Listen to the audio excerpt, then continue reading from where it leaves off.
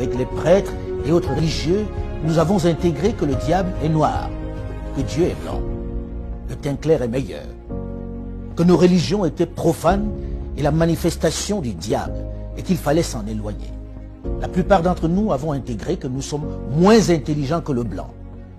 Nos sœurs et nos mamans ont intégré le fait que les perruques, les moumoutes, longues et blanches, étaient plus beaux que leurs cheveux naturels.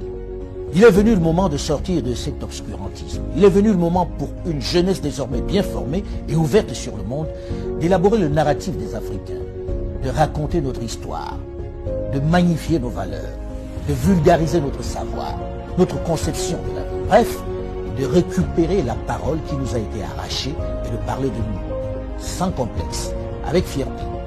C'est pourquoi j'encourage les jeunes à produire autant qu'ils le peuvent, que ce soit dans la littérature, la culture ou dans le domaine de l'audiovisuel. Les programmes sur nos médias doivent ressembler à nous. Ils doivent refléter nos réalités. Nos feuilletons, nos films, nos jeux doivent ressembler à nous. Fini le mimétisme. Dans le même temps, mon travail à l'international m'a permis au fil de toutes ces années de me rendre à l'évidence à quel point notre continent, pourtant si riche en ressources humaines et minières, souffre d'un mal chronique, l'absence de leadership de qualité qui puisse impulser le développement.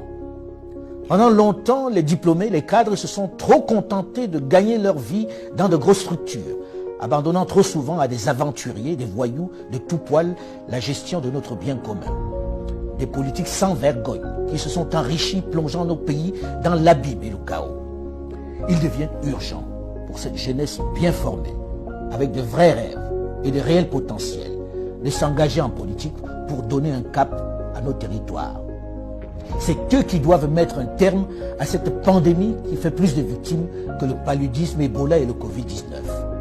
Il faut s'engager en masse en politique et travailler à changer les paradigmes. Il faut arrêter de laisser cette activité à des vieux essentiellement mus par la volonté de se maintenir aux affaires alors qu'ils n'ont aucun projet pour leur pays, alors que leur avenir est derrière eux. Une chose est certaine, et c'est triste de le dire, ma génération et celle de mes aînés ont échoué à développer l'Afrique. Mais vous, les plus jeunes, aurez moins d'excuses, puisque vous avez les armes pour renverser la vapeur. La balle est dans votre camp.